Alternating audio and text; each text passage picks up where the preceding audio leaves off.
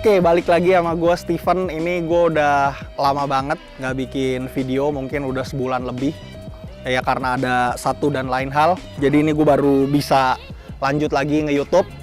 Nah ini di sebelah gue nih ada Toyota Fortuner yang generasi pertama, cuma yang facelift kedua. Jadi ini yang edisi terakhirnya nih. Jadi yang pertama itu keluar di tahun 2004. Terus ada facelift lagi di 2008 atau 2009. Habis itu yang terakhir ini VNT di 2012 sampai 2015. Nah, bedanya apa? Yang VNT itu kalian bisa lihat di sininya, ada air scoop-nya di kap mesinnya. Dan mobil ini tuh bisa dibilang cukup sukses ya. Lebih sukses daripada yang facelift pertama atau facelift kedua. Karena di VNT ini dia udah tambahin turbo. Yang tenaganya tuh ngelonjaknya jauh, itu jadi 144 dan torsinya itu di 343. Sedangkan yang sebelumnya itu ada di 102 atau 104 gitu.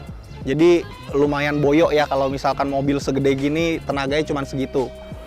Nah ini di sebelah gue VNT tahun 2012. Jadi yang mau gue bahas, mobil ini tuh juga termasuk salah satu mobil yang gampang dicintai sama orang. Dari bentuk ini juga jauh lebih ganteng daripada yang sebelum facelift. Ini udah lampunya ini sih yang bikin ganteng. Terus di sininya nih grillnya juga rapi ya, walaupun ini chrome. Kalau yang misalkan TRD kan hitam, cuman kalau ini chrome, ini garis-garisnya tegas banget. Dari depan mobilnya ganteng tapi simple, nggak banyak macem gitu, nggak neko-neko tapi dilihatnya cukup enak. Dan dimensi, kita bicara dimensi mobil ini itu ada di 4,7 panjangnya, tingginya itu 1,85 dan lebarnya itu 1840. Jadi mobil ini termasuk yang cukup gede, tapi bisa dibilang di bawahnya enak lah, gede, begitu kita nyetir nggak terlalu berasa gede. Oke, paling dari depan itu aja yang bisa gue bahas. Sekarang kita lanjut yuk, kita ke bagian sampingnya.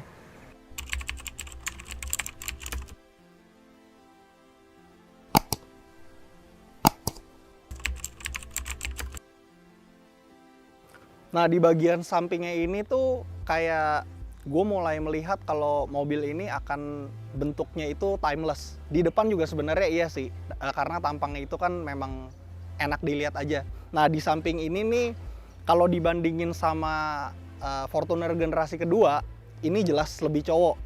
Ditandainnya dengan apa? Menurut gue di sini nih. Nah di Fortuner baru itu memang udah nggak ada over fender, sedangkan di Fortuner generasi pertama itu masih ada ininya, over fendernya.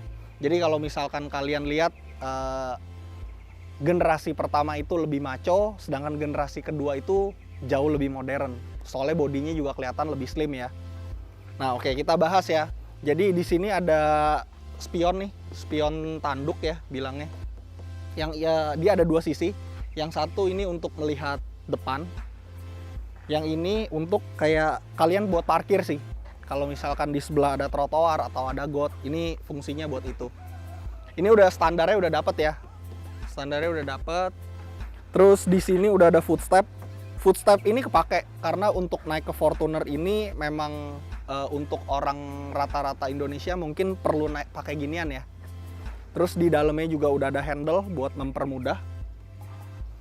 Nah, mobil ini tuh full standar, nggak ada yang diubah apa-apa, sama sekali nggak ada yang diubah. Paling nanti di bagian mesin dia ada penambahan, nanti gue bakal jelasin. Oke, dari bagian sampingnya kalian lihat bentuknya itu memang kayak maco banget, kokoh gitu, mengotak. Ya nggak mengotak sempurna sih, tapi ini masih termasuk mengotak lah, hitungannya masih boxy gitu. Terus di pilar ini nih, nah ini juga dipertahankan nih di sampai Fortuner baru. Nah di sininya pilar D-nya itu dia kaca. Jadi kelihatannya pilarless ya. Ini pilarless. Di Fortuner baru juga seperti itu.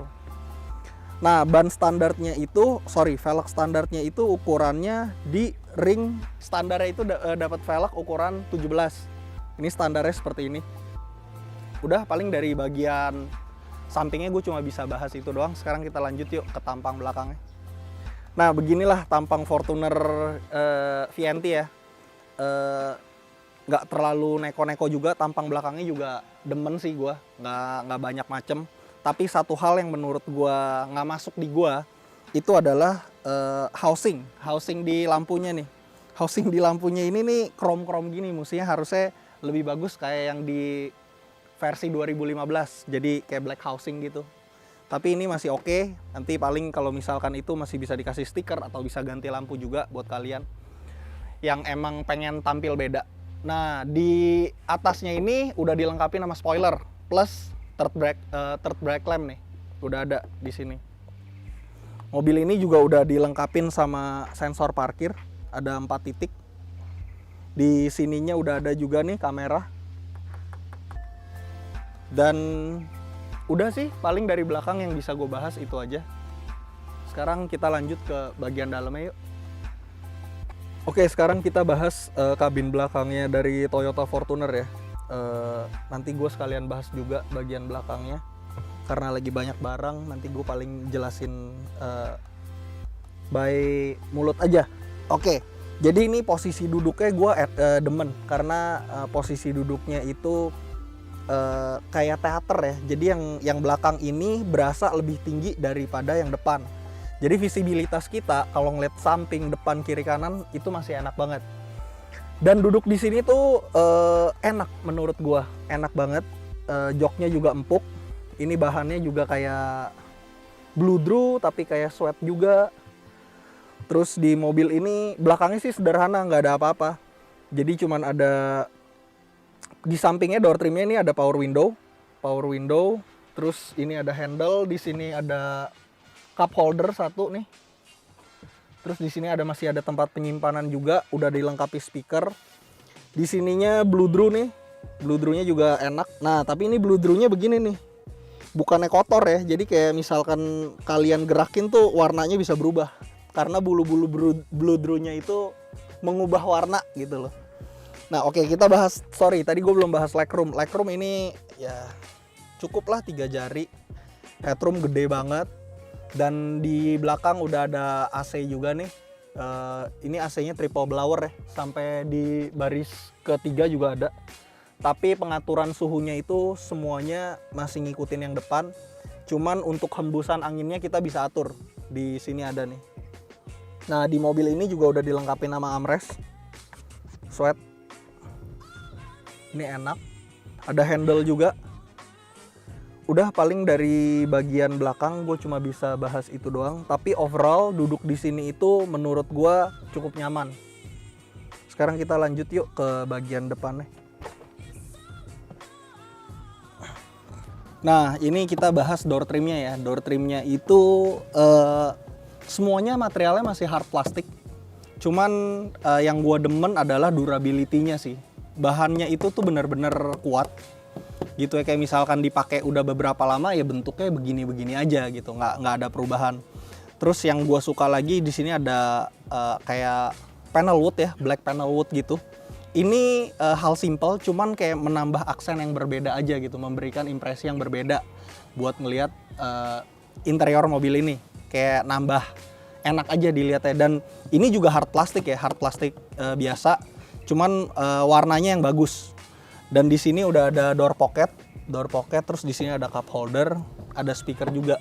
Di sini ada tweeter nih di pintu dekat pilar A ya. Nah, ini yang tadi gue bilang, mobil ini udah ditambahin nama turbo timer 1.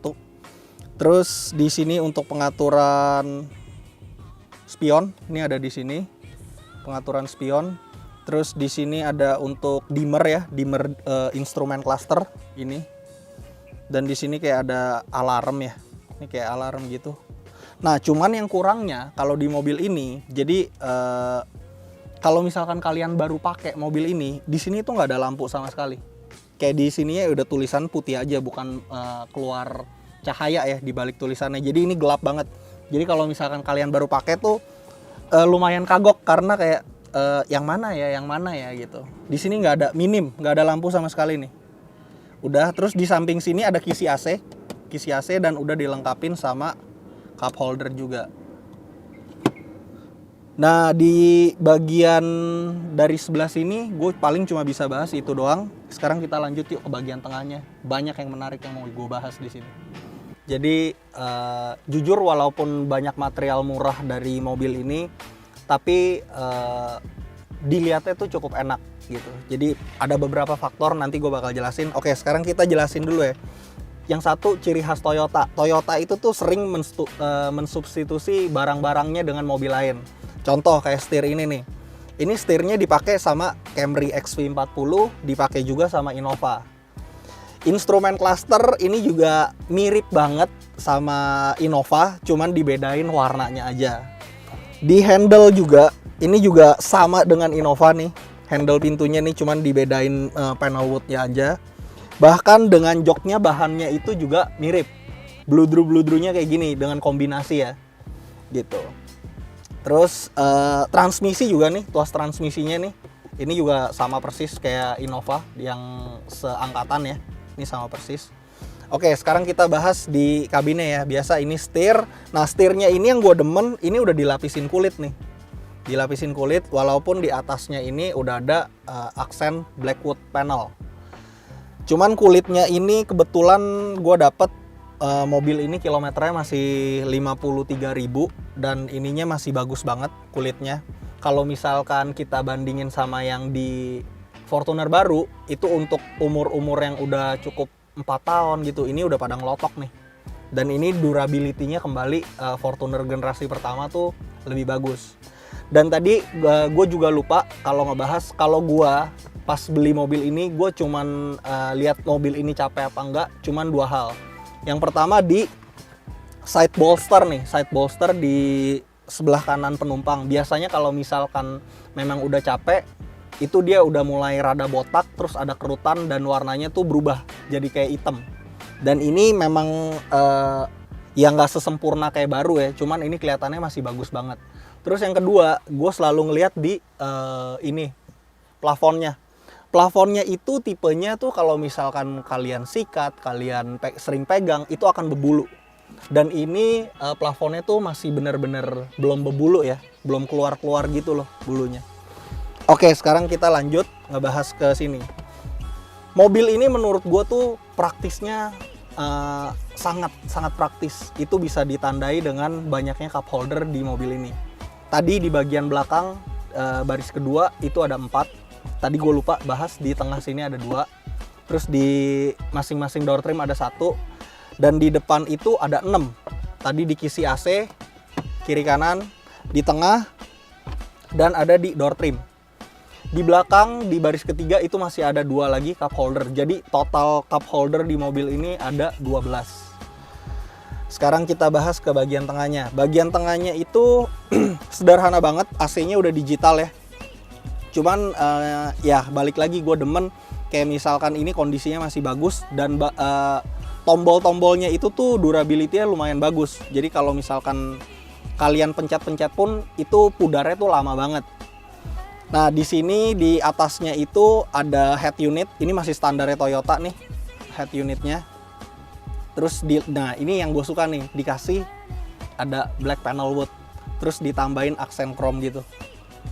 Ya biasa aja sih, cuman ngelihatnya jadi enak aja, nggak tawar gitu. Di atasnya ini ada MID nih. MID-nya itu, bentar kita lihat ya. Informasinya ada apa aja.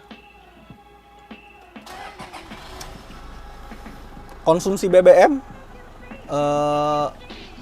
terus rata-rata kecepatan, ada range sisa yang bisa dipakai mobil ini dengan bahan bakar yang tersisa. Udah sih, sama suhu temperatur luar ya. Masih sederhana banget, ini pun juga layarnya masih hijau, tulisannya juga masih hijau, yang di panel AC juga masih hijau. Nah, di bawahnya itu, di bawah kisi AC tengah, ini ada tempat penyimpanan lagi nih yang cukup gede nih, kiri dan kanan. Kita lanjut ke bawahnya, di sini ada asbak ya. Ini asbak udah nggak kepake sih, biasa buat naro-naro koin. Terus di bawahnya lagi ini ada colokan 12 volt. Ada pemantik rokok juga nih, lighter. Nah, di tengah ini ada 3 tombol. Di sini untuk mengaktifkan AC belakang yang di sebelah kanan. Terus di tengahnya ini nih ada sensor. Kalau kalian nyalain itu sebenarnya oke-oke aja sih. Cuman agak mengganggu ya. soalnya bunyinya lumayan berisik. Di sebelah kirinya itu ini ada buat parkir, sensor parkir. Di bawahnya ini ada tempat penyimpanan terbuka nih yang nggak terlalu dalam. Nah, tadi yang gue bilang di sini ada cup holder. Di bawahnya ini transmisinya masih gate type, tipikal Toyota nih. Jadi ngikutin alurnya dia. Kosong, nggak ada apa-apa. Dan di sini ada armrest yang bisa dibuka untuk tempat penyimpanan. Ini gede banget sih, tempat penyimpanannya ini gede banget yang ada di dalam. Lanjut kita bahas ke atas. Nah, ini karena kilometernya masih rendah untuk Toyota Fortuner ya, relatif masih rendah, ini masih plastikan. Terus di sini gua nggak tahu nih, di sini ada kaca gak ya di balik ini. Ini masih plastikan. Terus di tengah sini ada tempat buat menyimpan kacamata. Ini ada lampu yang dipencet, buat nyalainnya dipencet doang. Terus, di sini nih buat kalian yang emang merasa kesulitan untuk naik ke mobil ini, biasa kita pegangan ini dulu, naik ke footstep, baru duduk. Terus di bawah sini, ini ada laci penyimpanan yang ya oke lah, ukurannya nggak terlalu besar, nggak terlalu kecil. Bicara material ya, materialnya kalian ya begitulah. Materialnya itu semuanya hard plastik. Di sini di mobil ini nggak ada yang soft touch. Tapi dari material plastik ini balik lagi punya kelebihan adalah durability-nya. Jadi kalau misalkan kalian lihat Fortuner kilometernya 200.000, Fortuner yang sering kejemur, tetap aja materialnya akan seperti ini. Itu nggak ada penurunan kualitas. That's why tadi kalau misalkan gue cari Fortuner, itu gue lihatnya di side bolster sini, side bolster sama di atasnya. Udah sih, yuk sekarang kita langsung lanjut driving experience. Sekaligus buat yang kalian suka ngikutin konten gue bakal ada acara baru. Nanti gue bakal jelasin, kita sambil jalan yuk. Oke. Nah, jadi ini sebelum gue mau ngebahas driving experience ini mobil, gue mau ngenalin satu konten baru buat kalian. Jadi alasan gue beli mobil ini karena gue mau mengeksplor Indonesia pakai mobil ini. Jadi kita bakal beli rooftop tent juga gitu, dan kita ya akan nginep-nginep di tempat-tempat yang mungkin kayak di hutan atau di pinggir pantai gitu. Kita akan masak di situ juga, kalau ada pemancingan juga kita akan masak. Akan mancing, bukan masak. Kalau ngeliat pemancingan masa masak. Nah, cuman ini karena berhubung Ryota kameramen gue sekarang udah kerja kantoran, jadi tunggu jadwal dia kosong kita baru berangkat. Dan buat kalian juga nih ya, misalkan ada tempat-tempat spot-spot bagus yang view-nya bagus buat rooftop tenan, ya boleh lah tulis di kolom komen. Kita bakal googling dulu kalau memang tempatnya mumpuni, karena mobil ini 4x2. Nah, satu lagi tuh, mobil ini 4x2, jadi gue bakal ke tempat-tempat yang bisa dilaluin mobil 4x2 aja gitu. Nah, kalian yang emang tahu spot-spot bagus di Indonesia dimanapun, kita bakal berusaha, kalau misalkan emang memungkinkan kita akan samperin dan kita bakal kesana nge-review tempatnya dan bakal seru-seruan di sana. Oke, sekarang kita lanjut review mobil ini. Jadi setelah 1 bulan gue pakai mobil ini, konsumsi BBM yang dihasilkan itu 10,3 km per liter dengan isi biosolar. Terus kita bicara bantingan itu, bantingan mobil ini menurut gue ya bannya udah nggak standar ya, Bantingan mobil ini tuh kalau ketemu speed trap itu lumayan berasa gitu loh. Lumayan keras lah gitu. Terus ketemu ya jalan-jalan rusak juga agak-agak ini ya, mengocok perut bantingannya. Cuman satu hal lagi yang gue kurang suka dari mobil ini, ketika mobil ini jok baris ketiganya kita naikin ke atas ya gitu, buat cari space bagasi lebih besar, itu antar plastiknya tuh lumayan mengganggu bunyinya. Letak. Kalau ketemu jalanan yang agak rusak gitu, dia akan lumayan ngeganggu deh buat bunyi antar plastik ketemu gitu. Terus kekurangan mobil ini lagi adalah Visibilitas menurut gue overall itu masih oke banget. Cuman ini mobil pernah gue bawa ke puncak. Ke puncak kan jalannya lumayan meliuk-liuk ya. Nah, pilar A ini tuh lumayan mengganggu. Jadi kalian mesti kayak butuh ngegoyangin pala sedikit buat bener-bener ngelihat sudut yang pas gitu loh. Jadi ini kalau misalkan sering ketemu tikungan, ini tuh mengganggu banget. Kalau menurut gue, karena ininya ya cukup besar lah ya. Karena ya mobil ini kan memang gede juga, jadi pilar A-nya juga gede. Terus bicara tenaga mobil ini, tenaganya menurut gue cukup banget di 144.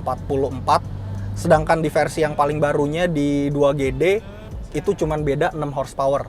Dan torsinya juga nggak berbeda jauh. Tapi secara durability menurut gue mobil ini lebih baik daripada 2GD. Gitu. Dan gue cerita sedikit ya, kalau misalkan sebelum beli mobil ini tuh memang kandidatnya tuh ada 4. Toyota Fortuner VRZ, terus VNT, Everest, sama Pajero Sport yang generasi pertama ya, yang tahun 2011-2010 gitulah. Nah cuman setelah gue baca-baca di forum sekian banyak gitu, termasuk gue nonton YouTube di Indo juga, entah itu Ridwan Hanif pernah nge-review Pajero Sport ya. Nah di situ tuh dia bener-bener secara gamblang ngerinci lah kelemahan mobilnya, dan ternyata memang Pajero Sport itu tuh kayak punya beberapa kelemahan. Terus kalau misalkan di Ford Everest, gue belum pernah nyobain mobil yang bener-bener sehat banget sih. Cuman kondisi yang cukup oke waktu itu gue cobain di kilometer 170.000. Itu mobilnya jauh lebih, nggak jauh sih, lebih nggak enak lah dari ini secara keseluruhan, secara bantingan. Terus dimensi Everest itu benar-benar gede banget. Cuman akan menjadi kelebihan di kabinnya ya. Kabinnya tuh memang lega, gue akuin. Terus row ketiganya itu juga lega banget. Akhirnya terus di Toyota VRZ itu sebenarnya oke.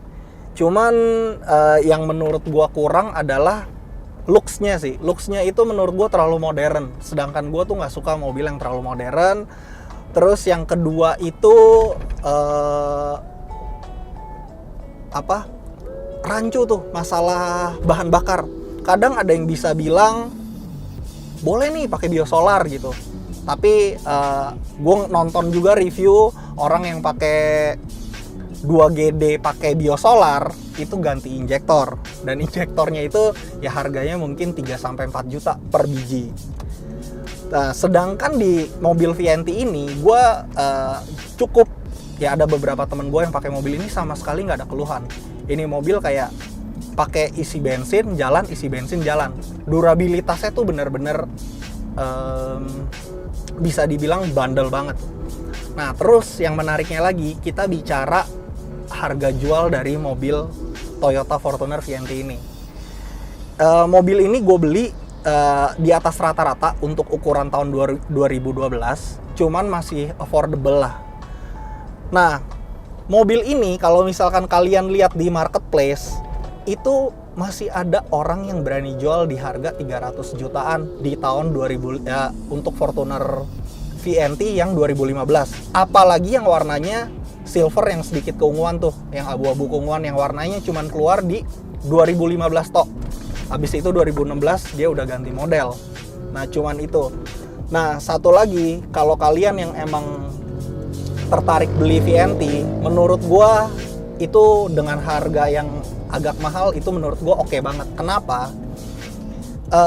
Katakanlah ya harga mobil ini let's say di 240, 250 gitu, 200 sampai 300. Tapi mobil ini gue percaya nggak akan berada di angka 200 juta. Kenapa? Value dari mobil ini tuh memang adanya tuh di atas 200 juta. Kalian bayangin, buat kalian yang emang lagi mikir-mikir nyari mobil gede, mobil-mobil 7 penumpang, Avanza baru aja sekarang udah berapa. Sedangkan kalau misalkan kita lihat, mobil ini tuh udah irit iya, bandel iya, dibilang kabinnya luas juga relatif iya gitu. Jadi kayak value-nya ini tuh nggak memungkinkan mobil ini berada di angka di bawah 200. Jadi buat kalian yang emang tertarik dengan Vianti, menurut gue itu adalah pilihan yang tepat gitu. Oke, sekarang lanjut ya. Oh, kita lanjutin yang tadi. Yang tadi itu konten baru gue. Konten baru gue kan tadi gue bilang